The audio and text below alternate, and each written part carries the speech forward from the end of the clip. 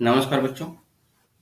तो आज हम लोग देखने वाले हैं एरोडोकाइनेमेटिक्स का क्वेश्चन नंबर 13 में क्या बोला है बेटा। तो 13 में 2 पॉइंट दे दिया है ना, मतलब पार्टिकल की तरह आप समझ सकते हैं। 2 पॉइंट पार्टिकल है और point A and point B. बोला है क्या कि पॉइंट ए जो है वो कंटिन्यूअली जो है ना एम कर रहा है किसकी तरफ, बी की तरफ एम करके चल रहा है, ठीक है, कंटिन्यूअसली। एंड बट जो पॉइंट बी जो है वो रेक्टिलिनियरली चल रहा है। रेक्टिलिनियरली का मतलब स्ट्रेट लाइन पाथ पे चल रहा है, ठीक है, यूनिफॉर्म वेलोसिटी के साथ। तो फिगर को मैं यहाँ पे दिखाने की कोशिश करता हूँ। ये मान लेता हूँ मैं पॉइंट बी है, ये बोल रहा है स्ट्रेट लाइन पाथ पे चल रहा है, ठीक है। तो ये मैं मान लेता हूँ कि ये एक स्ट्रेट लाइन है, इस स्ट्रेट लाइन पाथ पे चल रहा है। और कितना से चल रहा है, तो यूनिफॉर्म वेलोसिटी से चल रहा है विथ यू। मैग्नीट्यूड कितना है इसका, यू। एंड पॉइंट ए जो है वो इसको कंटिन्यूअसली क्या कर रहा है, इसी की तरफ एम करके जा रहा है, ठीक है। तो उसका लोकेशन इनिशियल बोला है कि the initial at the initial moment दोनों की वेलोसिटी परपेंडिकुलर है, ठीक है। तो परपेंडिकुलर है तो अब आप सोचो परपेंडिकुलर है और उसकी तरफ एम भी कर रहा है, तो यही वाला सिचुएशन पॉसिबल हो सकता है ना। या तो ऊपर रखो आप या तो नीचे रखो, है ना, यही सिचुएशन पॉसिबल हो सकता है। अगर आप मान लो कहीं और लोकेशन पे ले जाओ, यहाँ पे ले जाओ, तो ये परपेंडिकुलर फिर होगा ही नहीं, क्योंकि एम तो इसकी तरफ कर रहा है, तो वी एंड यू परपेंडिकुलर नहीं होगा। तो सबसे पहले तो आपको यहाँ पे ये समझना होगा कि ये इनिशियली बोल रहा है क्या कि ए जो है जस्ट बिलो है एंड दोनों का जो वेलोसिटी है वो परपेंडिकुलर है। सेपरेशन भी दे दिया है दोनों के बीच का, कितना दे दिया है, एल दे दिया है। तो बोल रहा है कि कब जो है दोनों पॉइंट कन्वर्ज कर जाएंगे, दोनों पॉइंट कब मिल जाएंगे। अब देखिए क्वेश्चन नंबर 12 में भी इसी तरह का था, है ना। वहां पे लेकिन सब एक दूसरे का पीछा कर रहे थे, है ना। ये भी किसी और का पीछा कर रहा था, ये भी किसी और का पीछा कर रहा था, है ना। तो मतलब उसी से मिलता जुलता कंसेप्ट है, सिमिलर कंसेप्ट कुछ होगा, ठीक है। तो देखते हैं, सबसे पहले तो पाथ ड्रॉ करने की कोशिश करते हैं। जैसे वहां पे क्वेश्चन नंबर 12 में, है ना, प्लेलिस्ट में आप जाकर देख सकते हैं, वहां पे मैंने किस तरह से पाथ ड्रॉ किया था। यहाँ पर भी आप पाथ ड्रॉ कर सकते हो। जैसे अगर बात किया जाए यहाँ पे पाथ ड्रॉ करो इन जनरल, है ना, तो कुछ देर बाद ये क्या होगा, मान लो अभी तो ये यहाँ पे बी और ए यहाँ पे, तो अभी तो इसकी तरफ एम कर लिया, कोई दिक्कत नहीं। लेकिन कुछ देर बाद चूंकि बी जो है कंटिन्यूसली इधर भाग रहा है ना, तो बी जो है कंटिन्यूसली इधर भाग रहा है, तो कुछ देर बाद बी मान लो यहाँ पे आ जाएगा, ठीक है। तो कुछ देर बाद ए कहाँ पे आ गया, मान लो यहाँ पे आ गया। तो अब जो है, अब बी यहाँ पे आ गया और ए इधर है, तो अब ए को किधर जाना चाहिए, तो क्वेश्चन में दे दिया कंटिन्यूसली ये इधर की तरफ ही जा रहा है ना। मतलब जिधर बी जा रहा है उधर की तरफ ही ये जा रहा है एम करते हुए। तो अब ये इधर की तरफ जाएगा इस तरह से। फिर कुछ देर बाद क्या होगा, ये कहीं ना कहीं आगे चला जाएगा, फिर ये कहीं ना कहीं यहाँ पे आ जाएगा। तो अब जो इसका पाथ होगा वो ये वाला स्ट्रेट लाइन हो जाएगा, ठीक है। तो ये तो मैं सिर्फ ये इस तरह से दिखा रहा हूँ, बट रियलिटी में अगर देखा जाए, कंटिन्यूसली अगर देखा जाए, तो ये जो कैप होगा ये कभी इतना स्ट्रेट लाइन का फॉर्मेशन करेगा ही नहीं। ये हमेशा क्या होगा, आपको जो भी ड्यूरेशन लेना है वो स्मॉल स्मॉल ड्यूरेशन लोगे। तो ये वाला जो लाइन है ना, ये शुरुआत में जैसे ही चलना स्टार्ट करेगा ना, ये वैसे ही इधर जाएगा और ये वैसे ही क्या करेगा, इस स्ट्रेट लाइन पाथ को छोड़ देगा, है ना। तो यहाँ पे अगर हम लोग रफली अगर ड्रॉ करें, है ना, रफली अगर ड्रॉ करें कि इसका कैसा होगा पाथ, है ना, इसका अगर पाथ रफली ड्रॉ करें तो ये कुछ इस तरह से होगा। ये मतलब स्टार्टिंग में ही क्या करेगा, रास्ता को क्या करेगा, छोड़ देगा स्ट्रेट लाइन वाला, ये कर्व पाथ में ही कंटिन्यूसली चलेगा, कहीं ना कहीं पे जाके मिलेगा। अब यहाँ पे सिचुएशन ऐसा भी हो सकता है कि या तो ये आगे चल रहे, है ना, उसके बाद ये क्या करे, पीछा करते रहे। तो एक तो ऐसा भी सिचुएशन आ सकता है कि दोनों स्ट्रेट लाइन में हो जाए फिर उसके बाद जाए। या ऐसा भी हो सकता है क्योंकि यहाँ पे दिया हुआ है ऑलरेडी कि v ज़्यादा होना चाहिए। ऑब्वियसली v ज़्यादा होगा तभी तो ये पीछा कर पाएगा, अदरवाइज पीछा कर ही नहीं पाएगा। क्योंकि रियलिटी में देखा जाए कि किसी भी जनरल इंस्टेंट पे अगर आप बात करोगे, जैसे मान लो यहाँ पे अगर मैं बात करूँ, ठीक है, तो पॉइंट ए जो है, पॉइंट ए की वेलोसिटी अगर यहाँ पे आपको पता करना है तो क्या करोगे, आप सिंपली टेंजेंट ड्रॉ करोगे यहाँ पे। तो पॉइंट ए की वेलोसिटी के लिए ये टेंजेंट इस तरह से ड्रॉ करोगे, इस इंस्टेंट पे इसकी वेलोसिटी इधर होगा। तो अगर आपको पता करने के लिए बोला जाए कि बताइए बी का लोकेशन कहाँ पे होगा, तो ऑब्वियसली बी का लोकेशन यहाँ पर होगा। क्यों? क्योंकि आपको पता है कि पॉइंट ए जो है कंटिन्यूसली एम कर रहा है किसको, बी को, ठीक है, तो बी का लोकेशन यहाँ पे होगा, सिंपल सी बात है। उसी तरह से किसी और भी इंस्टेंट पे अगर पता करने के लिए बोला जाए तब भी आप वहाँ पे ड्रॉ कर सकते हो, सिंपली इसका टेंजेंट ड्रॉ कर लो, जहाँ पे ऊपर इंटरसेक्ट करेगा वहाँ पे बी का लोकेशन होगा, ठीक है।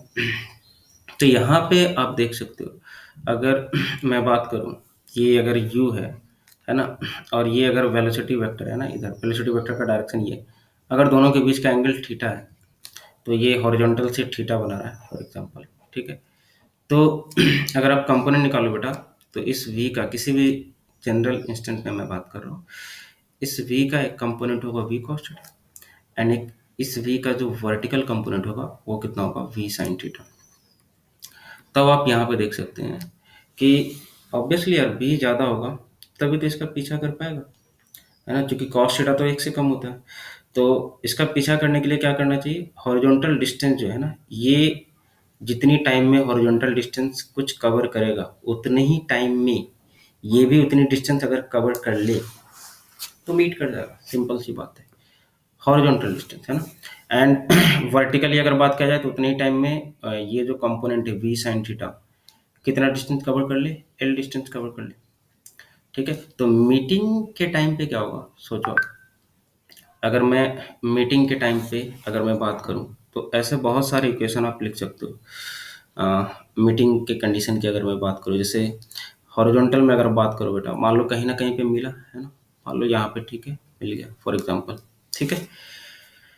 तो ये कुछ ना कुछ डिस्टेंस कवर किया होगा एक्स में, कहीं पे अगर मिला होगा तो इस x को मैं कैसे लिख सकता हूँ, देखो इस x को अगर पॉइंट b के रेस्पेक्ट में लिखूँ, अभी मैं ग्राउंड के रेस्पेक्ट में कर रहा हूँ, है ना, तो पॉइंट बी वाले के लिए अगर बात करूं तो पॉइंट बी वाले के लिए एक्स की वैल्यू आप कितना लिखोगे, सिंपली सर ये तो कांस्टेंट वेलोसिटी से चल रहा है, बी वाला है ना, बी वाले के अकॉर्डिंग मैं इक्वेशन लिख रहा हूँ, तो आप क्या लिखोगे, u इंटू टी, और मान लिया कि t is the meeting time, ठीक है, तो सिंपल लिखोगे x equal to U T, कोई दिक्कत नहीं, where t is the meeting time, और यही आपको निकालना है t की वैल्यू, ठीक है। उसी तरह से सोचो पॉइंट ए के लिए अगर आप इक्वेशन लिखना चाहो, पॉइंट ए भी तो एक्स कवर कर रहा है ना, इसका एक कंपोनेंट है ना, इनिशियली सिर्फ क्या होगा, वर्टिकली अपवर्ड होगा, बट जैसे ही ये एक बार चलना स्टार्ट करेगा तो इसका एक कंपोनेंट आ जाएगा वी cos थीटा। और आप यहाँ पे देख सकते हो theta is not a constant, V is constant है ना, वी की वैल्यू फिक्स है, but theta is not a constant, theta is variable. तो अब आप बताओ यहाँ पे direct X equal to V T लिख सकते हो क्या, तो आंसर नहीं, अब इंटीग्रेट करना पड़ेगा। तो यहाँ पे आप क्या लिखोगे, सिंपली स्मॉल ड्यूरेशन के लिए पहले निकालोगे, आप सिंपली उसको इंटीग्रेट कर लो, स्मॉल ड्यूरेशन के लिए मतलब डी एक्स इक्वल टू क्या लिखोगे यहाँ पे, वी डी टी ऐसे लिखोगे ना, सिंपल, ठीक है। क्योंकि एक्स भी राइट साइड है, डी एक्स भी राइट साइड है, तो पॉजिटिव ले लेता हूँ, कोई दिक्कत नहीं, और इसको आप क्या कर लो, इंटीग्रेट कर लो, सिंपल सी बात है। सर इंटीग्रेशन में ये लिमिट रखोगे 0 से x, क्योंकि यहाँ पर x क्या है, यहाँ पे x 0 है, और जहाँ पे मीट कर रहा है बेटा, दोनों के लिए मीट कर रहा है, तो दोनों के लिए x की वैल्यू क्या होनी चाहिए, सेम होनी चाहिए, तो सिंपल है सर। तो यहाँ पे आप सिंपली क्या लिखोगे, x इक्वल टू वी की वैल्यू रख लो, वी की वैल्यू कितना रखोगे बेटा, तो ये हॉरिजॉन्टल वाला पार्ट कवर कर रहा है ना, यहाँ पे वी एक्स लिखेंगे, सिंपल है ना, तो वी एक्स की वैल्यू कितना लिखोगे, V cos theta into D T. So this is equation number 1, this is equation number 2। और भी इक्वेशन बना सकते हैं क्या, और भी इक्वेशन बना सकते हैं। आप देखो उतने ही टाइम में जब ये मीट कर रहा है, तो ये जो इसका वर्टिकल कंपोनेंट है that is V sine theta, ये किसको कवर कर लेना चाहिए, तो ए बी वाला जो डिस्टेंस है, वर्टिकल डिस्टेंस, ये कवर कर लेना चाहिए। तो आप ये भी इक्वेशन लिख सकते हो। आप इक्वेशन क्या लिख सकते हो, सिंपल ए के लिए ही वाई डायरेक्शन में क्या लिख सकते हो, simply integration of D Y equal to V Y D T, simple, ठीक है। तो यहाँ पे लिखोगे 0 से वाई की वैल्यू कितना है बेटा, एल, एल ही तो कवर करेगा ना। यहाँ पे क्या लिखोगे यहाँ तो तुमको पता ही है, तो यहाँ पे सिंपली मैं एल लिख लेता हूँ, एंड एल इक्वल टू क्या हो जाएगा, वी वाई इज वॉट, तो वी साइन थीटा, तो वी बाहर निकाल लेता है ना, यहाँ पे क्या आ जाएगा, साइन थीटा डी टी। यहाँ पर भी वी बाहर निकाल लो, तो वी बाहर निकाल लूंगा, क्योंकि वी क्या है, कांस्टेंट है ना, कॉस थीटा वेरिएबल है, क्योंकि कॉस थीटा कंटिन्यूसली चेंज कर रहा है, तो इसलिए वहाँ पे नहीं निकाल सकता। ये हो गया क्वेश्चन नंबर 3, है ना। तो इस तरह से आप बहुत सारे क्वेश्चन बना सकते हो, बट यूजफुल कौन सा है, क्योंकि मुझे टी निकालना है। अब देख यहाँ पे या तो एक्स यहाँ से तो आप गायब कर सकते हो, ठीक है। तो यहाँ पर आप इसको यू टी के इक्वल लिख सकते हो, कोई दिक्कत नहीं है। तो 1 एंड 2 से ये लिख सकते हो, एक्स गायब हो गया। टी निकालना है, टी है लेकिन एक थीटा भी आ गया है, वी भी है, कोई दिक्कत नहीं। ये थीटा अगर गायब हो जाए तो काम बन जाएगा। और थीटा वो भी कांस्टेंट नहीं है, वेरिएबल है ना इंटीग्रेशन में। अब इसको गायब कैसे करें? ठीक है, यहाँ से तो सर गायब होने से रहा, यहाँ से तो गायब हो नहीं रहा, क्योंकि यहाँ पे ये क्या आ गया, साइन थीटा डी टी आ गया। तो और कोई तरीका है यहाँ पे? तो यहाँ पे एक और चीज़ आप कर सकते हो। देखो यहाँ पे आप देखो, इनिशियली अगर देखा जाए बेटा, दोनों के बीच का जो सेपरेशन है ना, रिलेटिव से अगर बात करें, है ना, वो तो ठीक है। कुछ टाइम पे ये हो जाएगा कि जब ये मीट करेगा तो इसका जो कंपोनेंट है वर्टिकल वी साइन थीटा, वो पूरे एल को कवर करेगा। लेकिन आप इसी को एक और तरीके से लिख सकते हो। कैसे लिख सकते हो? देखो, जैसे किसी भी जनरल इंस्टेंट पे अगर मैं बात करूँ, है ना, किसी भी जनरल इंस्टेंट पे, जैसे इसके पहले वाले सवाल में आपने किया था, वहाँ पे क्या किया था कि ठीक है, पहले ये रास्ता इस तरह से कवर कर रहा है, ठीक है। किसी भी जनरल इंस्टेंट पे अगर मैं बात करूँ सर, तो इसका स्पीड इधर है, ठीक है। इसका मतलब ये क्या हो गया सर, ये हो गया u, and this is what v, and this angle is what theta. तो u के दो कंपोनेंट होंगे बेटा इसके अलोंग, है ना। सोचो ये जो है ना, देखो इनिशियली तो ये इधर की तरफ v था और ये क्या था, u था। तो सोचो ये जो है ना v जो है ना, कंटिन्यूअसली जो है ना a और b के डिस्टेंस को कम करने में लगा है कंटिन्यूअसली, देखो।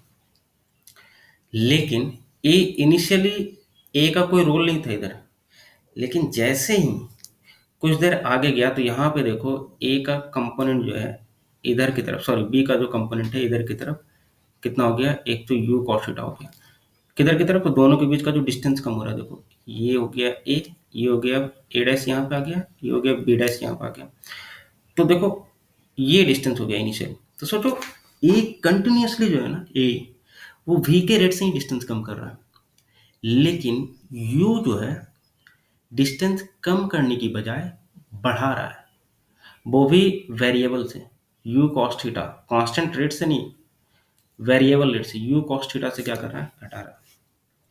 तो आप सोचो इनिशियली ये डिस्टेंस कितना था बेटा, एल था, है ना। तो रियलिटी में अगर सोचा जाए, है ना, कि एल जो डिस्टेंस कवर हो रहा है रिलेटिव के कंसेप्ट से अगर आप करो, ये जो टोटल एल डिस्टेंस कवर हो रहा है, ये रियलिटी में कौन कवर कर रहा है ना। अगर यहाँ पर अगर आप देखो तो रियलिटी में सर ये कवर कर रहा है, एक तो वी कम करने की कोशिश कर रहा है, दूसरा यू बढ़ाने की कोशिश कर रहा है। तो माइनस क्या हो जाएगा, मतलब रिलेटिव में अगर देखो तो उल्टा करके दे दो, तो इसका उल्टा कर लो, यू कॉस थीटा उल्टा कर लो, है ना। रिलेटिव में हम ए डैश को ऑब्जर्वर अगर बनाते हैं तो किसी भी इंस्टेंट पे, तो ये इस तरह से हो जाएगा यू कॉस थीटा, मतलब इसका जो नेट स्पीड होगा ऊपर की तरफ कितना होगा, V minus U cos theta, और इसी रेट से एल कम हो रहा है। तो यहाँ पर हम लोग सिंपली क्या लिखेंगे, v minus U cos theta के रेट से एल जो है वो कवर हो रहा है। तो ये तो हो गया v, ये वेरिएबल है तो आपको पता है यहाँ पे इंटीग्रेशन करना पड़ेगा। हालांकि यहाँ भी इंटीग्रेशन करके डायरेक्ट आपने लिखा है, डी वाई लिखना पड़ेगा, यहाँ पे डी वाई नहीं डी आर लिखना पड़ेगा in general. But D R जो है टोटल लेंथ कितना है, एल है, ठीक है, इनिशियल लेंथ। फिर यहाँ पे क्या करोगे बेटा, हाँ तो डी टी लगाना पड़ेगा, सिंपल सी बात है सर। यहाँ पे तो एक तो ये इक्वेशन लिख सकते हो। तो यहाँ से भी इसको जब आप सिंप्लीफाई करोगे तो आप क्या लिखोगे, इसको integration V D T and minus क्या लिखोगे, integration U cos theta D T. अब देखो यहाँ पे जो हम लोग फंसे थे, ये जो कॉस थीटा डी टी की वैल्यू यहाँ से रिमूव हो सकती है, तो यहाँ से रिमूव कर सकते हैं। और ये तो तुम्हें पता ही है, जीरो से टाइम कहाँ लगाओगे टी, है ना, टाइम तो कॉमन ही पता है तुम्हें।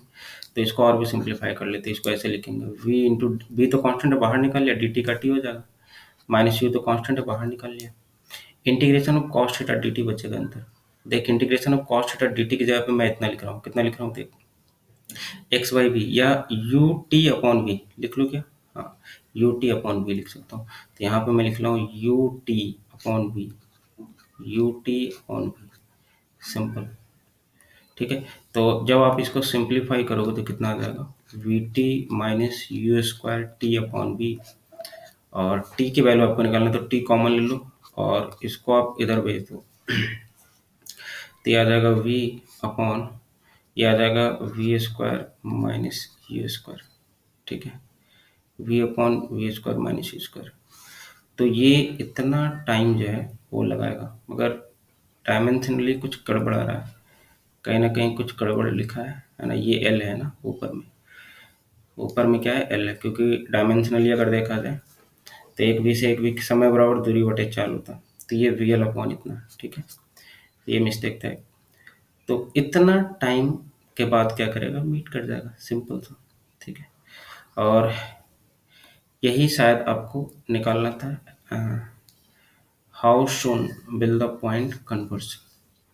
तो आई होप कि ये पूरा सिचुएशन आपको क्लियरली समझ में आया होगा। तो यहाँ पे इक्वेशन लिखने के तो बहुत सारे लिख सकते हैं, ठीक है, लेकिन काम वाली कौन कौन सी है ये आपको समझना होगा। तो चलिए नेक्स्ट मिलेंगे हम लोग क्वेश्चन नंबर 14 के साथ।